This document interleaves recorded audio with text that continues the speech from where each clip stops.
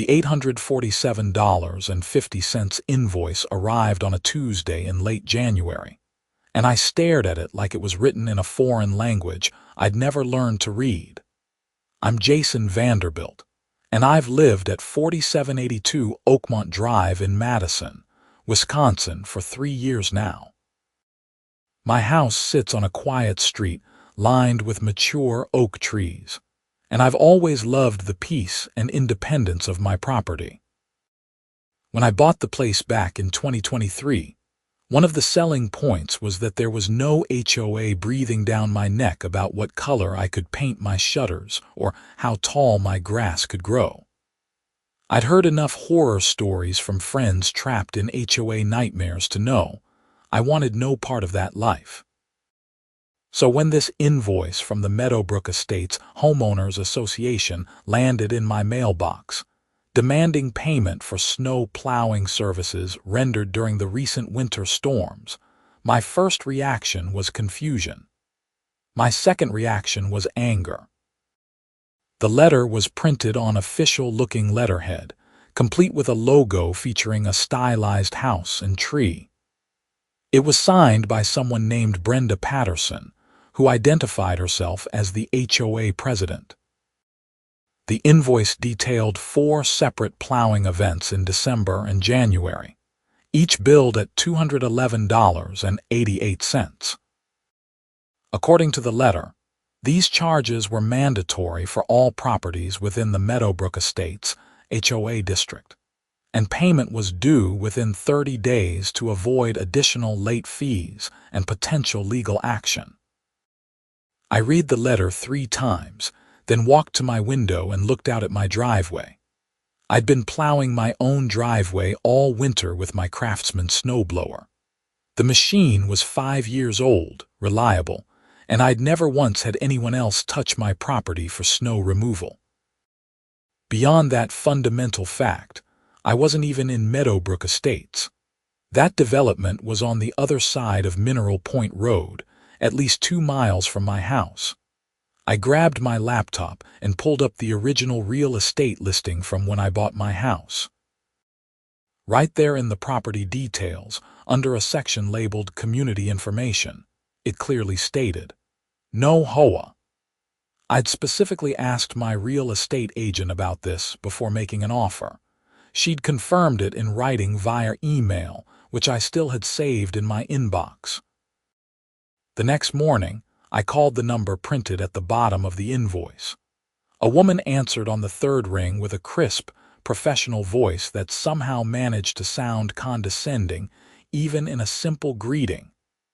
"Meadowbrook Estates Homeowners Association. This is Brenda Patterson speaking." "Hi, Brenda. My name is Jason Vanderbilt, and I received an invoice from your organization for snow plowing services. There's been some kind of mistake. I'm not part of your HOA." There was a pause on the other end of the line. When Brenda spoke again, her tone had shifted from professional to patronizing. "Mr. Vanderbilt, I assure you there's no mistake. Our records clearly show that your property at 4782 Oakmont Drive falls within our service district." "But I'm not in Meadowbrook Estates," I said, trying to keep my voice level. "When I bought my house, it was specifically advertised as having no HOA. I have documentation." "Sir, the HOA district boundaries were recently expanded to include additional properties in the surrounding area. You should have received notification of this change 6 months ago." "I never received any notification, and even if you sent something, you can't just unilaterally add people to an HOA without their consent." Brenda's voice took on a sharp edge. "Mr. Vanderbilt, I suggest you review your property deed more carefully. The expansion was approved through proper legal channels and filed with Dane County. Your property is now part of our district, which means you're subject to our rules and fees. The plowing services were provided to your property and payment is required."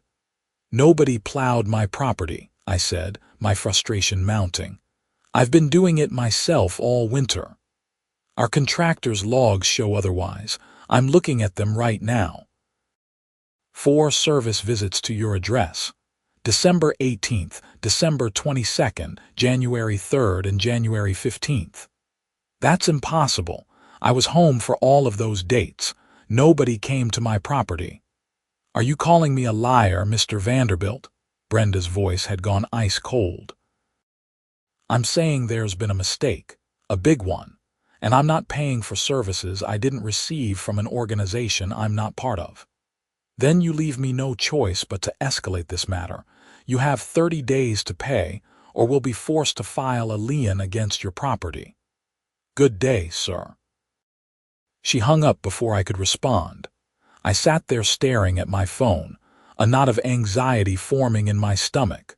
A lien on my property, over charges I didn't owe for services I didn't receive. This was insane. I spent the rest of the day researching Wisconsin HOA law.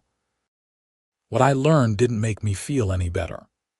While HOAs couldn't just arbitrarily add properties without following specific legal procedures, if they had somehow managed to file documents with the county claiming my property was in their district, fighting it could be complicated and expensive. That evening I called my real estate agent, Michelle Torres.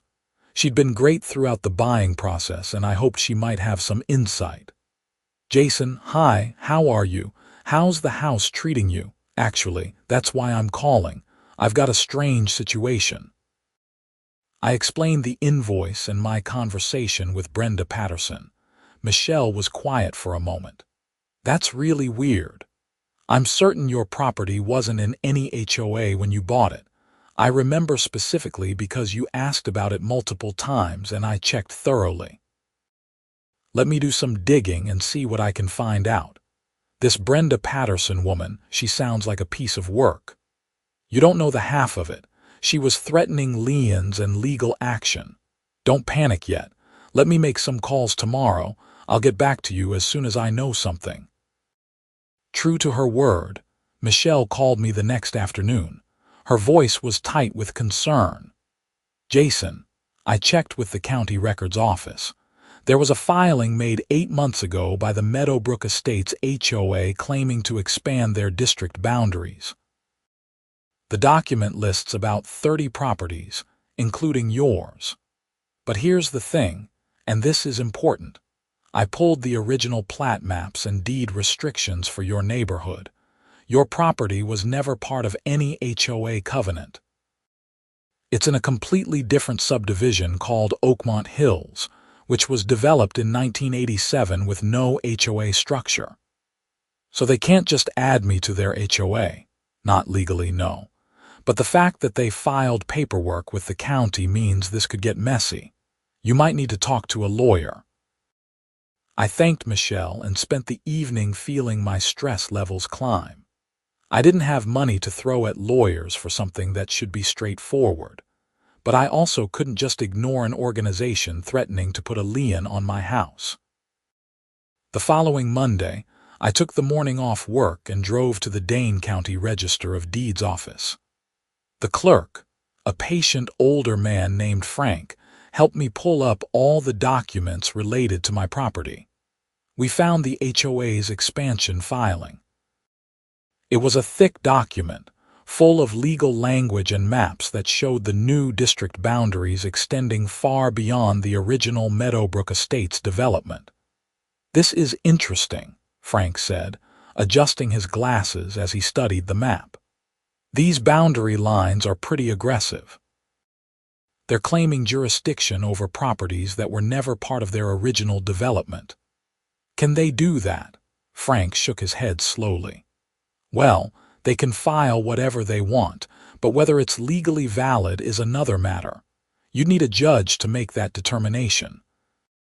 Have you talked to a real estate attorney? I hadn't, but it was becoming clear I needed to. Frank gave me a copy of all the documents, and I left the county building feeling overwhelmed. That afternoon, I called 3 different law offices. The first 2 quoted fees that made my eyes water. The third, a small practice run by a guy named Robert Chen, agreed to meet with me for a consultation. Robert's office was in a modest building near the Capitol Square. He was younger than I expected, probably in his mid-30s, with an easy manner that immediately put me at ease. I spread out all my documents on his conference table and walked him through the situation. He listened carefully, taking notes, occasionally asking clarifying questions. When I finished, he sat back and tapped his pen against his notepad. Okay, so here's my initial assessment. What this HOA is trying to do is almost certainly illegal. You can't just expand HOA boundaries to include properties that were never subject to HOA covenants in the first place. Those restrictions run with the land from the time the subdivision is created. Your property is in Oakmont Hills, which has no HOA. Meadowbrook Estates is a completely separate development. So I'm right, I'm not in their HOA, based on what you've shown me. Absolutely not. The problem is that they've filed documents claiming otherwise, and those documents are now in the public record. To clear this up properly, we'll likely need to file a declaratory judgment action, asking a court to rule that your property is not subject to their HOA. How much is that going to cost? Robert considered. I can be straight with you. If this goes to trial, you're looking at $10,000 to $15,000 in legal fees, maybe more, but I don't think it will go to trial. This is such a clear-cut case that once we file and present the evidence, they'll likely back down. I'd estimate between $3,000 and $5,000 to get this resolved. I felt sick. That was a huge amount of money for something that should never have been an issue in the first place. Robert must have seen my expression. Look, I know it's not cheap, but if you don't fight this, they could actually succeed in placing a lien on your property. That would tank your credit and make it impossible to sell or refinance. Plus, if they're claiming you're in their HOA, they can start hitting you with all kinds of other fees and rules. You need to shut this down now. I left Robert's office with a retainer agreement to review and a head full of worries. That evening, I sat in my living room, looking at my bank account balance and trying to figure out how to afford this legal battle I never asked for. Before I could make a decision, things got worse. On Wednesday, I came home from work to find a bright orange sticker plastered on my front door. It was a notice from the Meadowbrook Estates HOA, informing me that I was in violation of community standards. The notice listed 3 violations: an improperly stored garbage can my trash bin was in my garage, an unauthorized paint color on my front door, it had been the same dark green since before I bought the house, and failure to maintain proper lawn care standards. There was snow on the ground, so I wasn't sure how they were judging my lawn care. Each violation came with a $50 fine. The notice stated that I had 7 days to correct the violations and pay the fines, or additional penalties would be assessed. I ripped the sticker off my door and called Robert Chen immediately. "They're escalating," Robert said when I told him about the notice. "This is actually good for us in a way. It shows a pattern of harassment and overreach. Keep that notice. Document everything they do from this point forward. But what do I do about the fines?" "Nothing. Don't pay them. You're not in their HOA, so they have no authority to fine you. But this aggressive behavior tells me they're not going to back down easily. We need to file that declaratory judgment action sooner rather than later." I made the decision right then. I couldn't afford not to fight this. Let's do it. "What do you need from me?" Over the next week, I worked closely with Robert to prepare our case. He requested documents from the county, pulled the original subdivision plats for both Meadowbrook Estates and Oakmont Hills, and drafted a comprehensive complaint asking the court to declare that my property was not subject to the Meadowbrook Estates HOA. The evidence was overwhelmingly in my favor. The Oakmont Hills subdivision had been platted and recorded in 1987 with no HOA provisions. Meadowbrook Estates hadn't even existed until 2004, and it was a completely separate development on the other side of Mineral Point Road. There was no legal mechanism by which they could have extended their boundaries to include my property. Robert filed the lawsuit on a Friday afternoon. I felt a mixture of relief and anxiety. At least now I was fighting back, but I also knew this was going to be a long, stressful process. Brenda Patterson did not take the lawsuit well. The following Tuesday, she showed up at my house. I was working from home that day when my doorbell rang. I opened it to find a woman in her late 40s with a severe blonde bob haircut and a navy blue power suit. Her expression radiated indignation. "Jason Vanderbilt, I'm Brenda Patterson. We need to talk." "About what?" "About this ridiculous lawsuit you filed against our HOA. Do you have any idea how much damage you're doing to our community?" "Your community doesn't include me. That's the whole point." Brenda's face flushed red. "I have filed documents showing otherwise. You are legally part of Meadowbrook Estates, whether you want to admit it or not. Filing documents doesn't make them true. My property has never been part of your HOA, and it never will be." "Mr. Vanderbilt, you're being extremely unreasonable. All we're asking is that you pay your fair share for services that benefit everyone in the area.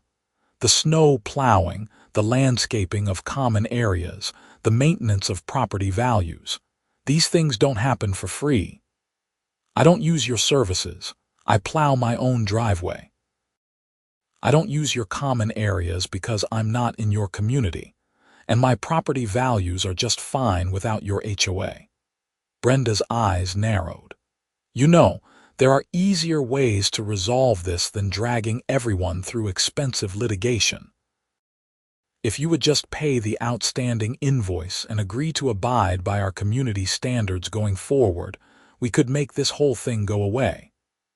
"I'm not paying for services I didn't receive from an organization I'm not part of. That's fraud, Brenda." Her expression hardened. "I suggest you reconsider your position, Mr. Vanderbilt.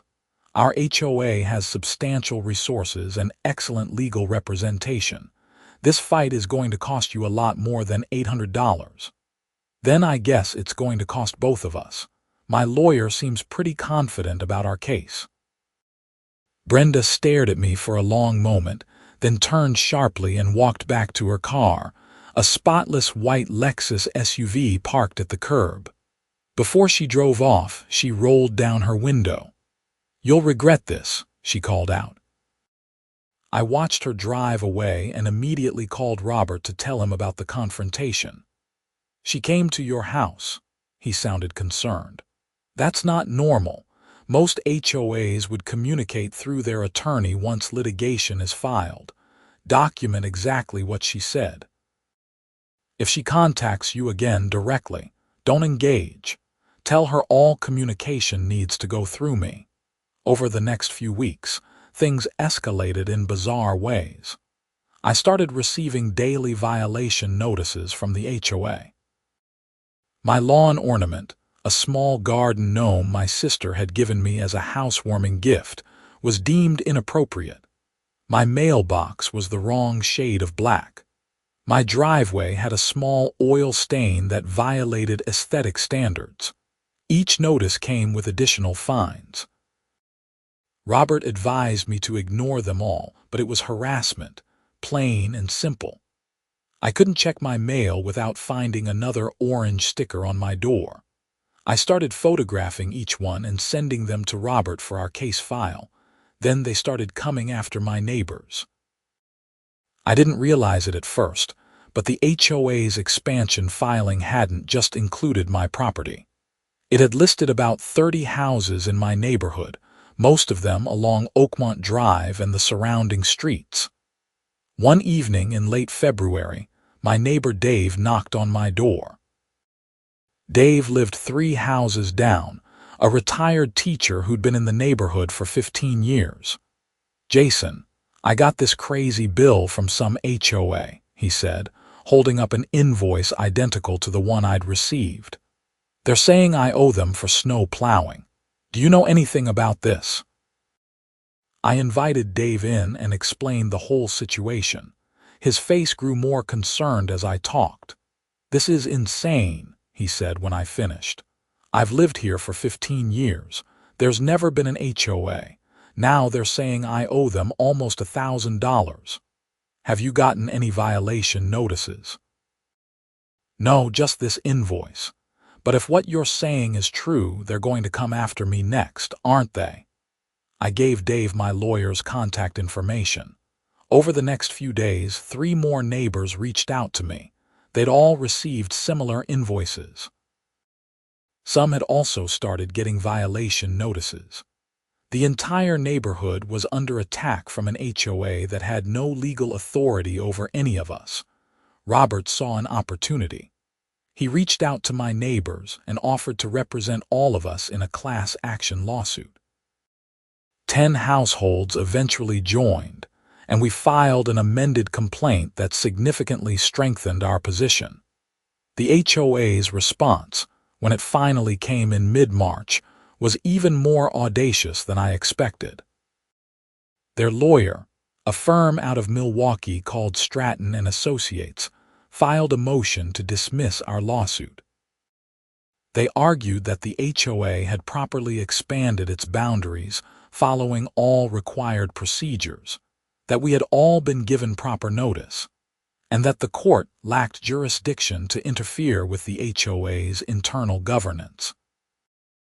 Their motion included affidavits from Brenda Patterson and the HOA's board members, all swearing under oath that notification letters had been sent to every affected property owner 6 months before the expansion took effect.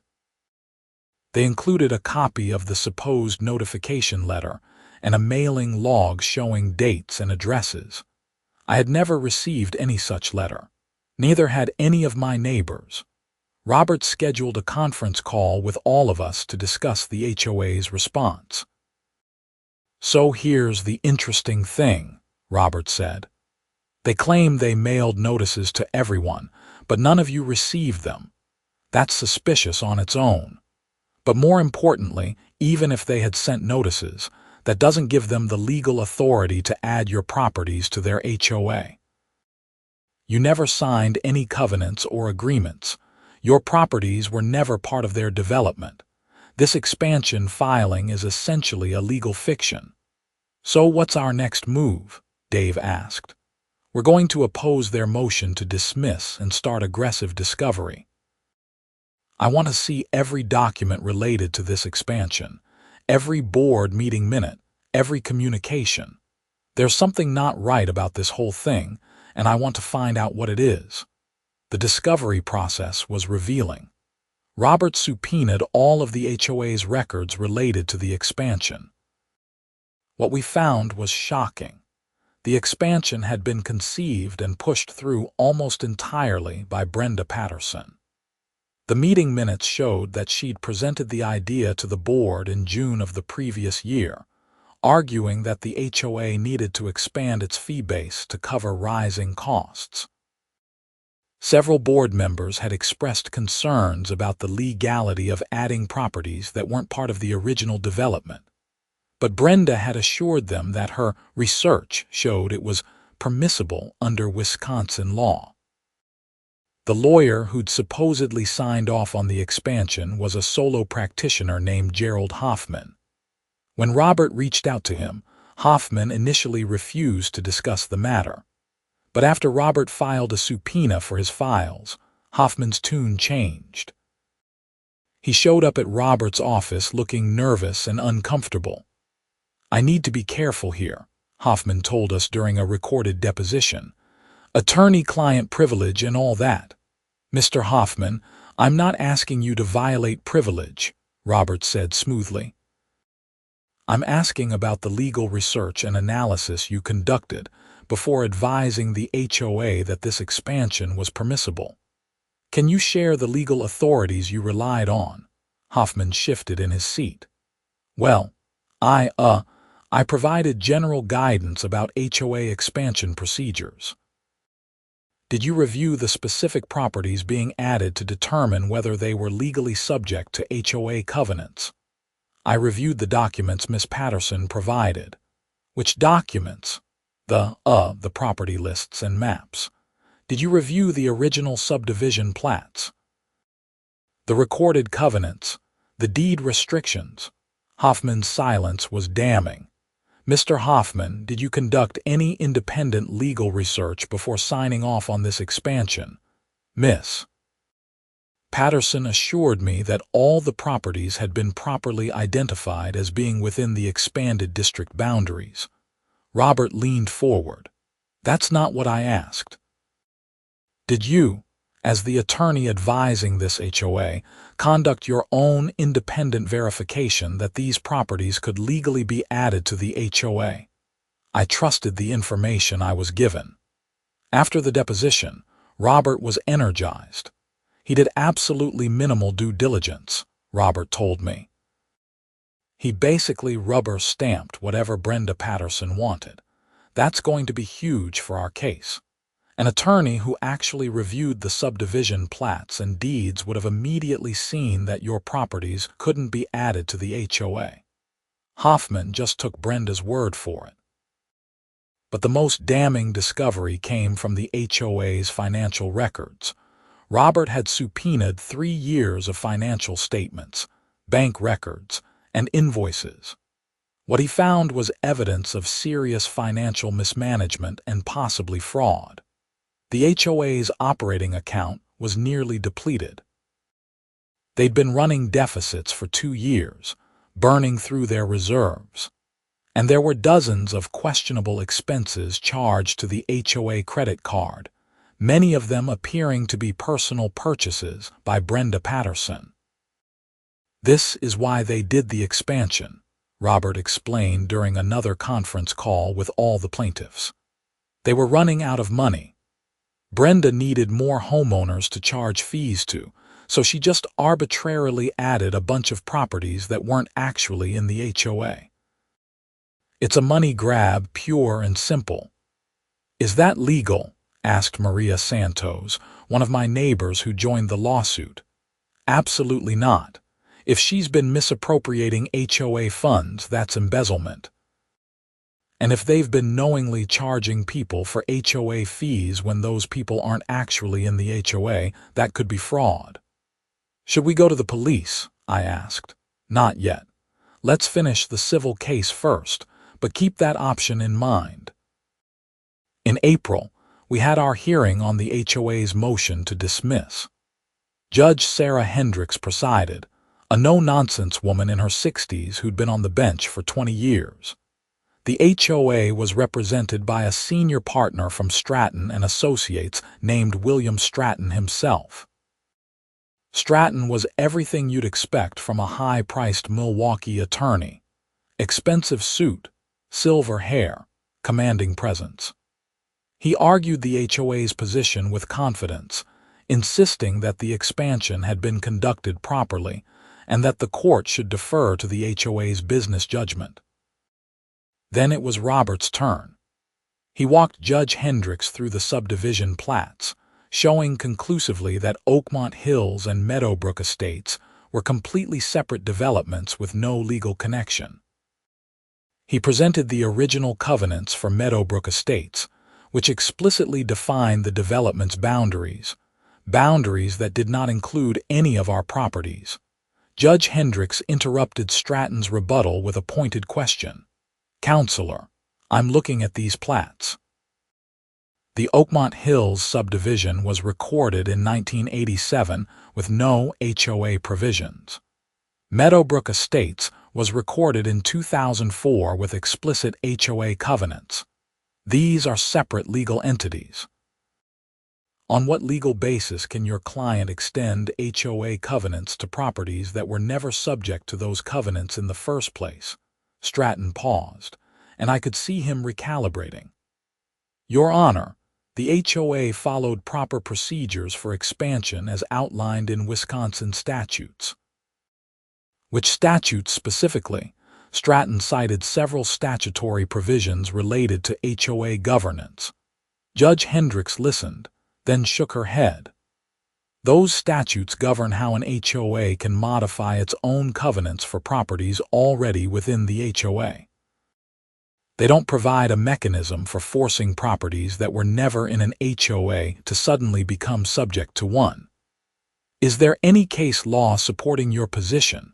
Stratton fumbled for a response, citing a case from Illinois that wasn't remotely similar.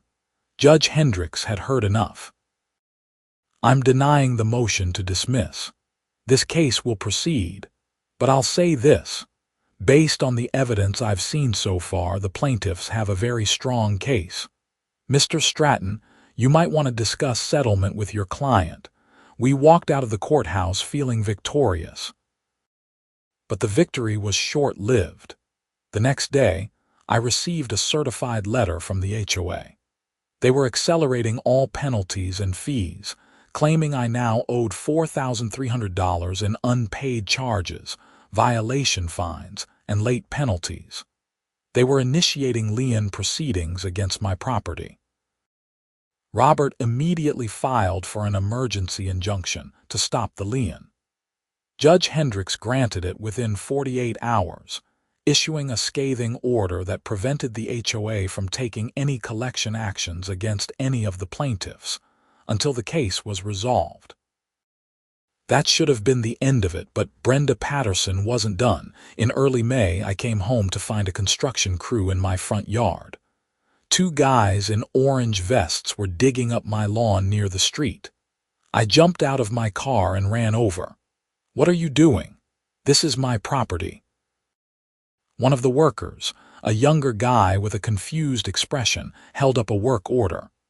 "We're from Madison Utility Services. We got a call from the HOA that there's a gas leak that needs to be investigated." "There's no gas leak. Who authorized this?" Lady named Brenda Patterson. "She said she's the HOA president and that all the properties in the district needed emergency inspections. I called the gas company directly and got them to halt the work. Turns out there was no gas leak, no emergency, just a false report filed by Brenda to harass me." The utility company was not happy about being used this way. I documented everything and sent it to Robert. He added it to our growing file of HOA misconduct. "This is beyond the pale," Robert said. "She's filing false reports with utility companies now. That could be a criminal offense." But it kept getting worse. Over the next 2 weeks, I received a notice from the city saying I'd been reported for having an unlicensed business operating from my home, false. A visit from Animal Control responding to a complaint about a vicious dog. I don't have a dog.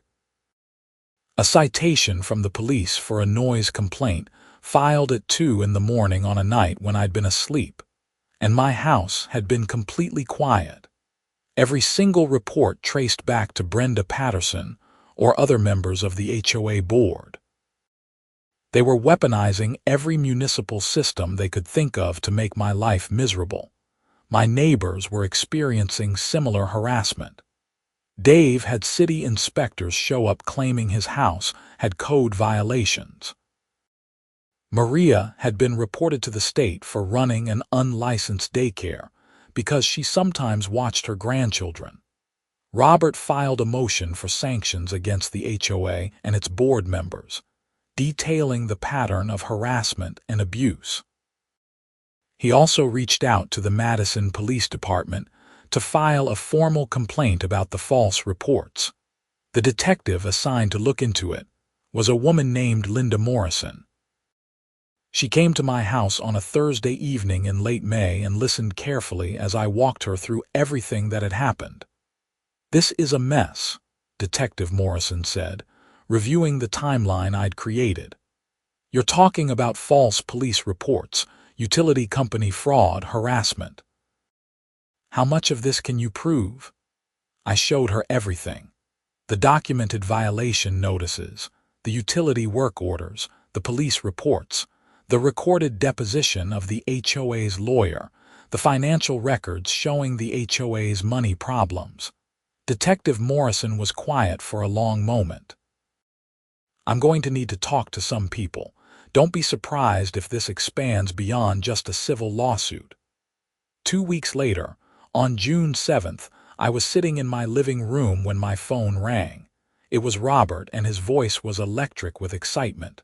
"Jason, you need to turn on the news. Channel 3, right now." I grabbed my remote and switched on the TV. The local evening news was showing footage of police officers escorting Brenda Patterson out of a house in handcuffs. The news anchor's voice narrated over the video. "Breaking news tonight.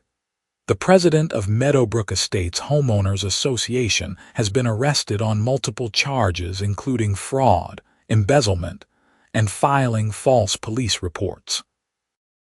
Brenda Patterson, age 49, allegedly orchestrated an illegal expansion of the HOA's boundaries to charge fees to residents who were not legally part of the association. Police say Patterson also embezzled more than $60,000 from the HOA's accounts over a 2-year period." I sat frozen, watching as the reporter detailed the investigation. Apparently, Detective Morrison had taken our evidence seriously. She'd worked with the DA's office and uncovered even more financial irregularities than Robert had found. Brenda had been using the HOA as her personal piggy bank, charging everything from luxury vacations to designer clothes to the association's credit cards. The illegal expansion had been a desperate attempt to bring in more money to cover the shortfalls before anyone noticed. When we'd fought back, she doubled down, trying to intimidate and harass us into compliance. 3 other HOA board members were also under investigation for their roles in the scheme, though they hadn't been arrested yet. The news reported that they were claiming ignorance, saying Brenda had controlled all the financial information and they'd trusted her. My phone started ringing off the hook. Dave called, then Maria, then several other neighbors. Everyone was watching the news in shock and relief. Robert called back an hour later. "The DA's office just contacted me. They're going to need statements from all of you as part of the criminal investigation. But here's the good news. Stratton and Associates just called. They want to settle the civil case immediately." "What kind of settlement?" "Complete dismissal of all claimed fees and penalties, removal of all properties from the HOA district, payment of all our attorney fees and costs, and a formal written apology from the HOA. They're also going to void that expansion filing with the county and restore the original district boundaries. That's everything we wanted.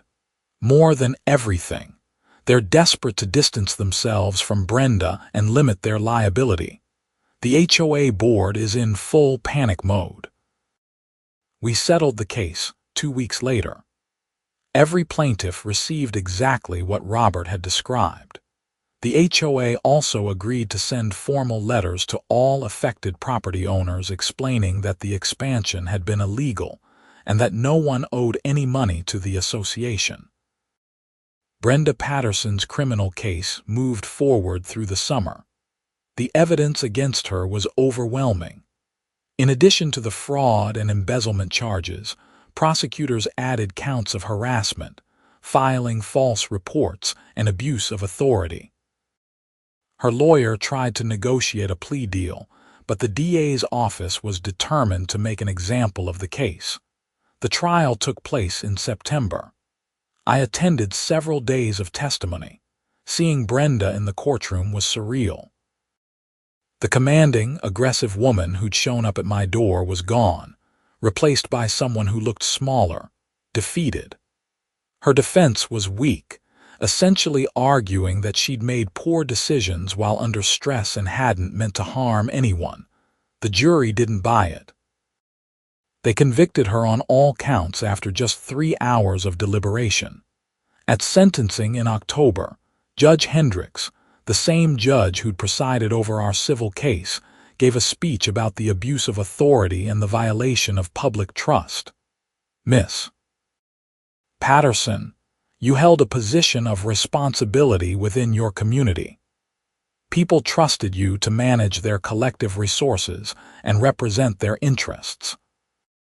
Instead, you stole from them, lied to them, and when confronted with your misconduct, you engaged in a campaign of harassment and intimidation against people who were simply trying to protect their property rights. This behavior cannot be tolerated. Brenda was sentenced to 4 years in prison and ordered to pay full restitution of all the money she'd embezzled, plus additional damages. 2 of the HOA board members who'd actively participated in the harassment campaign received probation and community service. The other board members, who'd been negligent but not actively complicit, faced no criminal charges but resigned from the HOA in disgrace. The Meadowbrook Estates HOA itself underwent a complete restructuring. The remaining homeowners who were actually part of the legitimate district held emergency elections and installed a completely new board. They hired a professional management company and implemented strict financial controls to prevent anything like Brenda's scheme from happening again. As for me, life gradually returned to normal. The harassment stopped. The violation notices ceased. I went back to plowing my own driveway, tending my own lawn, and living in my HOA-free home exactly as I'd intended when I bought the place. The whole experience had been exhausting and expensive, even with the settlement covering our attorney fees. But it had also been strangely educational. I'd learned a lot about property law, HOA governance, and the importance of standing up for your rights when someone tries to bully you into compliance. I'd also learned about the danger of giving any individual too much unchecked authority. Brenda Patterson had been able to run her scheme for as long as she did because no one was paying attention. The board members had trusted her, the HOA members had been passive, and the attorney had done minimal due diligence. It was a perfect storm of negligence that had allowed one person's greed and need for control to spiral into criminal behavior. Dave and I sometimes talk about it over beers in his backyard. He jokes that I should run for city council, given how much I learned about municipal law and procedures. I always laugh and decline. I've had enough of governance and regulations to last a lifetime. The neighborhood itself came together through the ordeal. Those of us who'd fought the HOA formed a kind of informal community group. We have occasional barbecues, help each other with yard work, and keep an eye on each other's properties. It's everything good about a community without the oppressive structure of an HOA dictating how we live. Michelle Torres, my real estate agent, used the case as a cautionary tale in her practice. She now includes explicit HOA verification as part of her standard due diligence for every property. And she tells the story of Brenda Patterson's illegal expansion to warn buyers about the importance of reviewing their property records. Robert Chen got a significant reputation boost from the case. His successful representation of our class action, combined with the criminal prosecution that followed, led to several news articles and a feature in Wisconsin Lawyer magazine. He told me he'd received calls from people in 3 other states who were dealing with similar HOA overreach issues. As for the $847.50 that started this whole mess, I never paid a penny. The invoice that had arrived on that Tuesday in January was completely voided as part of the settlement. Sometimes I still have the original letter somewhere in a file box in my basement. A reminder of how a simple piece of paper can spiral into months of legal battles and eventually lead to someone going to prison. The snow plowing services that Brenda claimed had been provided to my property. Completely fictitious. The contractor's logs she'd cited during our first phone call were fabricated. The actual plowing company, Meadowbrook Estates, used confirmed they'd never received work orders for any of the properties in the illegal expansion zone. It had all been made up to create justification for the fees. Looking back now, more than a year after that invoice first arrived, I'm grateful for a few things. I'm grateful I had the documentation proving my property wasn't in an HOA. I'm grateful I found Robert Chen, who was both competent and affordable.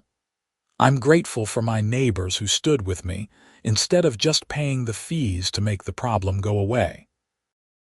And I'm grateful for people like Detective Morrison and the DA's office who took our complaints seriously instead of dismissing it as just a civil dispute. Most of all, I'm grateful I fought back.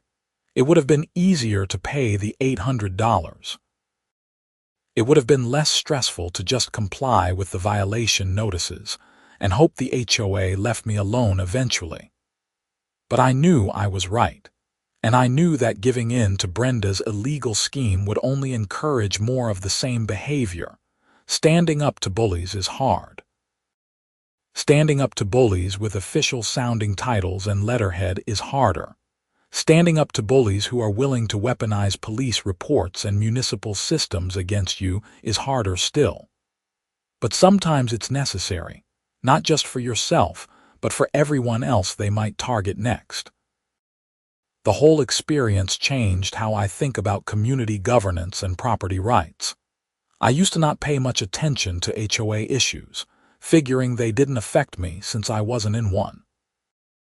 Now, I understand how these organizations can be abused, how important proper oversight and accountability are, and how vulnerable people can be when someone in authority decides to act badly.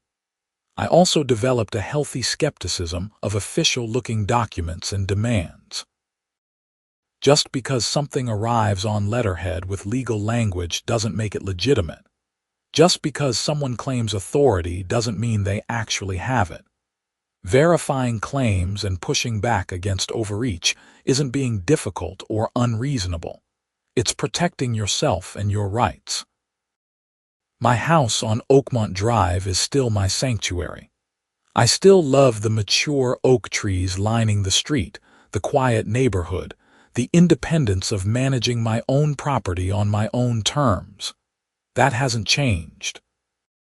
What has changed is my awareness of how fragile that independence can be when faced with someone determined to take it away. Winter came again, as it always does in Wisconsin.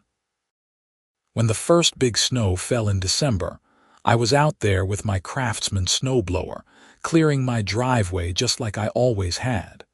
No one from any HOA came to plow my property. No invoices arrived in my mailbox. No orange violation stickers appeared on my door. Just me, my house, and the peaceful knowledge that some battles are worth fighting, no matter how exhausting they might be. The invoice that had seemed so confusing and outrageous when it first arrived had led to uncovering a significant fraud scheme and protecting not just my property rights, but those of 30 other families in my neighborhood. Sometimes I wonder what would have happened if I just paid that first invoice. Would Brenda have continued her scheme indefinitely? How many more people would she have victimized? How much more money would she have embezzled? There's no way to know for sure, but I like to think that standing up when I did prevented even more damage. The legal system worked the way it's supposed to work, eventually. It was slow and expensive and frustrating, but in the end, the truth came out and justice was served. Brenda Patterson was held accountable for her crimes. The illegal expansion was reversed. My neighbors and I were vindicated, and I learned that you don't need an HOA to have a good neighborhood. You just need good neighbors, people willing to look out for each other and stand together when threatened. The informal community we built through fighting this battle is stronger and more genuine than any HOA-mandated structure could ever be. So when people ask me about HOAs now, I tell them my story. I tell them about Brenda Patterson and her illegal expansion scheme. I tell them about $847.50 in fraudulent charges that led to a 4-year prison sentence. I tell them to read their property documents carefully, verify any claims made against them, and never be afraid to fight back when they know they're right. And I tell them that sometimes the best HOA is no HOA at all, just people choosing to be good neighbors without rules and regulations forcing them to comply. That's what I have on Oakmont Drive, and I wouldn't trade it for anything. The whole experience taught me that standing firm on principle matters, even when it costs you time, money, and peace of mind in the short term. Because the alternative, giving in to illegal demands and fraudulent schemes, costs everyone so much more in the long run. My $847 invoice became a catalyst for exposing a $60,000 embezzlement scheme and protecting dozens of families from ongoing fraud and harassment. That's worth fighting for. That's worth the stress and the legal fees and the months of uncertainty. And when I'm out in my driveway on a cold winter morning, clearing snow with my trusty old snowblower, I can do it with the satisfaction of knowing my property is truly mine, free from the interference of any HOA, legitimate or otherwise. Justice wasn't quick, but it was thorough. The system worked eventually, because people were willing to stand up and fight for what was right.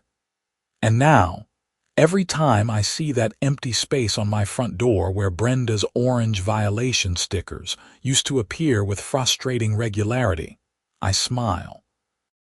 I'm Jason Vanderbilt. I live at 4782 Oakmont Drive in Madison, Wisconsin, and my house is gloriously, permanently, legally free from any homeowner association. That's exactly how I want it, and now I have a court order, a settlement agreement, and a criminal conviction backing up that status. The invoice that started everything is long gone, voided and forgotten. But the lessons learned remain, and I share them with anyone who'll listen. Because somewhere out there, someone else might be getting a fraudulent HOA invoice, and they need to know that fighting back is possible, worthwhile, and sometimes absolutely necessary.